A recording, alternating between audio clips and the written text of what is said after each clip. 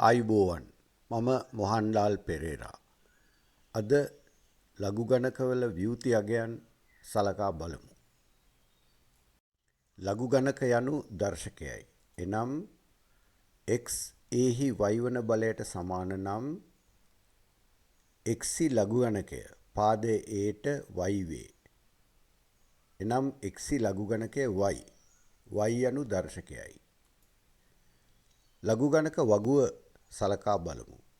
මෙම ලඝු ගණක වගුවේහි 1 සිට 9.999 දක්වා ඇති සංඛ්‍යාවල පාදය 10 වන ලඝු ගණක ඇත. දැන් ලඝු 1 සමානයි 0 සහ ලඝු 10 සමානයි 1 බව අපි දනිමු. මෙහිදී ලඝු පාදය 10 LG වලින් දැක්වේ. ඒ අනුව ලඝු ගණක වගුවේහි 0 සහ 1 අතර ධන දශම සංඛ්‍යා අඩංගු බව පැහැදිලි වේ. ලඝු ගණක වගුවේහි ඇති සියලුම සංඛ්‍යා ධන දශම සංඛ්‍යා වේ.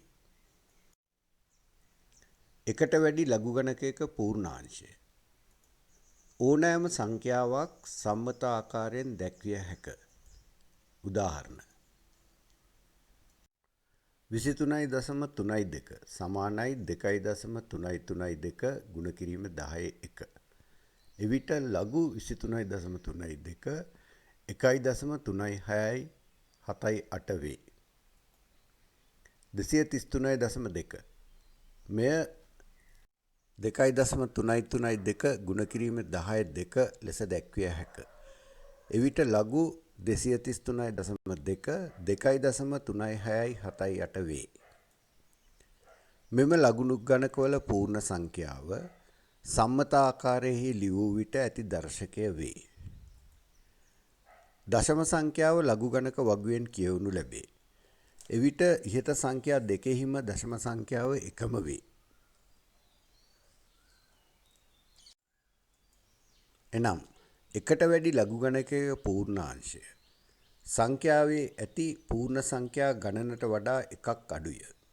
ඉහත 23.32 පූර්ණ සංඛ්‍යා දෙකක් ඇති අතර ලඝු ගණකයෙහි පූර්ණාංශය 1 වේ. 233.2 පූර්ණ සංඛ්‍යාංක 3ක් ඇති අතර එහි පූර්ණාංශය 2 වේ. එකට අඩු ලඝු ගණකයක පූර්ණාංශය. බිංදුවත් එකත් අතර සංඛ්‍යාද සම්මත ආකාරයෙන් දැක්විය හැක. උදාහරණ 0.23332 මෙය සමානයි 2.332 ගුණ කිරීම 10 ඍණ 1. එවිට ලඝු 0.23332 ව්‍යුති 1.366 වේ. එලෙසම 0.023332 ලඝු ගණකය ව්‍යුති 2.366 වේ. මෙහිදී සම්මත ආකාරයෙහි දර්ශකය ඍණ බවද ලඝු ගණක වගුවෙන් ලබා ගන්නා අගය ධන බවද මතක තබා ගත යුතුය. එවිට ඉහත ලඝු ගණකය ඍණ 1.366 ලෙස ලිවිය නොහැක. මන්දයත් එසේ ලිවියහොත් සියලුම සංඛ්‍යා ඍණ වන බැවිනි. මේ නිසා එක පමණක් ඍණ බව දැක්වීමට ව්‍යුති 1ද දෙක පමණක් ඍණ බව දැක්වීමට ව්‍යුති 2ද ලිවිය යුතුය. ව්‍යුති සංඛ්‍යාවක පූර්ණාංශය ඍණද දශමාංශය ධනද බව මතක තබා ගත යුතුය. බිංදුවත් එකත් අතර සංඛ්‍යාවක ලඝු ගණකයේ පූර්ණාංශය සංඛ්‍යාවේ මුලින් නැති බිංදු ගණනට සමානය. එනම් 0.23332 ලඝු ගණකයෙහි පූර්ණාංශය ව්‍යුති 1ද 0.023332 ලඝු ගණකයේ පූර්ණාංශය ව්‍යුති 2ද වේ. මෙලෙස පූර්ණාංශය ලබා ගත හැකි අතර එසේ නොමැතිනම් සංඛ්‍යාව සම්මත ආකාරයෙන් ලිවීමෙන්ද පූර්ණාංශය ලබා ගත හැක. ව්‍යුති සහිත ගණනය. ව්‍යුති සංඛ්‍යාවක පූර්ණාංශය ඍණ වන අතර දශමාංශය ධන වේ. මෙම සංකල්පය සියලුම ගණනය කිරීම සඳහා යොදාගත යුතුය. උදාහරණ. ව්‍යුති 1.34669 ධන ව්‍යුති 2.1107. මුලින්ම දශම සංඛ්‍යා එකතු කරමු. 9 ධන 7 16යි 6ක් ලිවිය විට එකක් ඉතුරු වෙයි. 6 ධන 1 7යි 4 ධන 1 5යි 3 ධන 1 4යි. දැන් ව්‍යුති එකකට ව්‍යුති දෙකක් එකතු කළ යුතුය. මෙය ඍණ 1 ධන ඍණ 2 ලෙස ලියූ විට ඍණ 1 ඍණ 2 ලැබේ. එනම් ඍණ 3 වේ. මෙය ව්‍යුති 3 ලෙස ලිවිය යුතුය. දැන් අවසාන අගය ව්‍යුති 3.4යි 5යි 7යි 6 වේ. දැන් 2.5යි 6යි 7යි 3 ඍණ ව්‍යුති 1.4යි 6යි 6යි 1 සලකමු. මුලින්ම දශම සංඛ්‍යා අඩු කරමු. 3 ඍණ 1 2යි 7 ඍණ 6 1යි 6 ඍණ 6 බිංදුවයි 5 ඍණ 4 1යි. දැන් දෙකෙන් ව්‍යුති එකක් අඩු කළ යුතුය. මෙය ධන 2 ඍණ ඍණ 1 ලෙස ලිවිය හැක. එනම් ධන 2 ධන 1 ධන 3 ලැබේ. එවිට අවසාන අගය 3.1.12 වේ.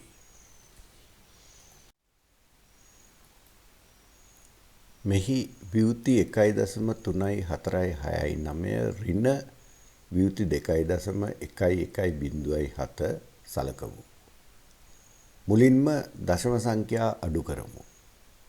9න් 7ක් 2යි 6න් බිංදුවක් 6යි 4න් 1ක් 3යි 3න් 1ක් 2යි. දැන් ව්‍යුති 1කින් ව්‍යුති 2ක් අඩු කළ යුතුය. මෙය ඍණ 1 ඍණ ඍණ 2 ලෙස ලිවිය හැක. එවිට එය ඍණ 1 ධන 2 වේ. ඍණ ගුණ කිරීම ඍණ ධන බව මතක් කරගන්න. එවිට ධන 1 ලැබේ. එනම් අවසාන අගය 1.236 වේ.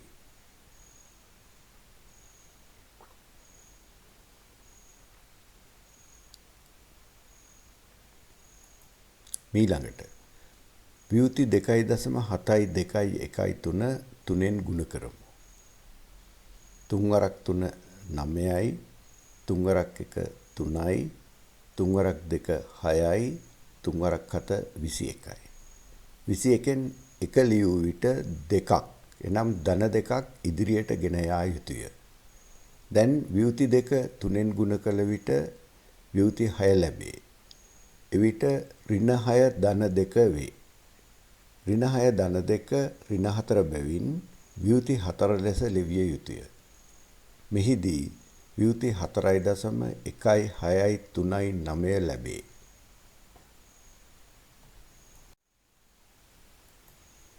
දැන් ව්‍යුති 1.469 3ෙන් බෙදමු. ඍණ 1 3ෙන් බෙදිය නොහැක. තවද සාමාන්‍ය බෙදීමක් ලෙස 4 ගෙන 14 හෝ ඍණ 14 ලෙස ලිවිය නොහැක. මෙයට හේතුව වන්නේ ව්‍යුති 1 ඍණද 4 එනම් 0.4 ධනද වීමයි. මේ නිසා ව්‍යුති 1 3ෙන් බෙදිය හැකි 3ට ආසන්නම අගය ලෙස එනම් ව්‍යුති 3 ලෙස සකස් කළ ගත යුතුය. මේ සඳහා ව්‍යුති දෙකක් ව්‍යුති 1ට එකතු කළ යුතුය. අතර සංඛ්‍යාව මුල් සංඛ්‍යාව බවට පත් කිරීම සඳහා එනම් ඍණ දෙකක් එකතු කිරීමේදී ලැබූ ප්‍රතිඵලය නැවත සකස් කර ගැනීම සඳහා ධන දෙකක් එකතු කළ යුතුය. එවිට මෙම සංඛ්‍යාව ව්‍යුති 1.469 ඍණ 1 ධන 2 ඍණ 1 ධන ඍණ 2 ධන 2.469 ලෙස ලිවිය හැක. ඍණ 1 ධන ඍණ 2 ඍණ 3 වේ. ඍණ 3 3ෙන් බෙදූ විට ඍණ 1ක් ලැබේ. මෙය ව්‍යුති 1 ලෙස ලිවිය යුතුය.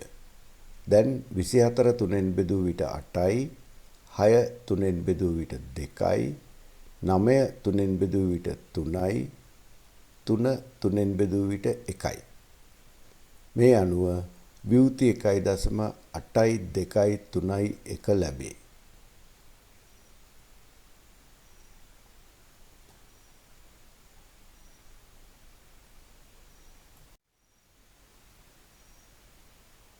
ඊළඟට ව්‍යුති 6.3යි 8යි 4යි 5 බෙදීම 5 සලකමු.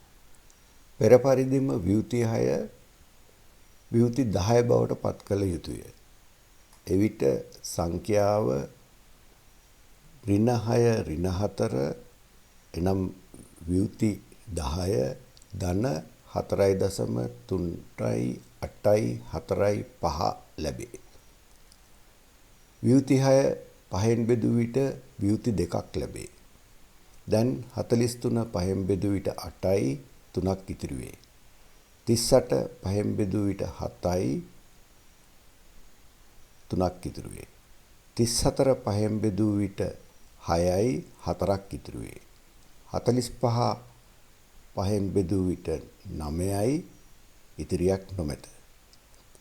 එවිට අවසාන අගය ව්‍යුති 2.8යි 7යි 6යි 9 ලැබේ.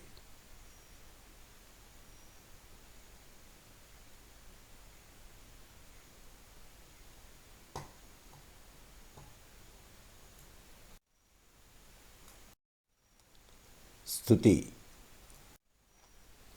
මෙම වීඩියෝව ස්ටඩි ගයිඩ් අධ්‍යාපන අත්වල මගින් ඔබගේ අධ්‍යාපනය සාර්ථක කර ගැනීම සඳහා පිදෙන තවත් සත්කාරයකි.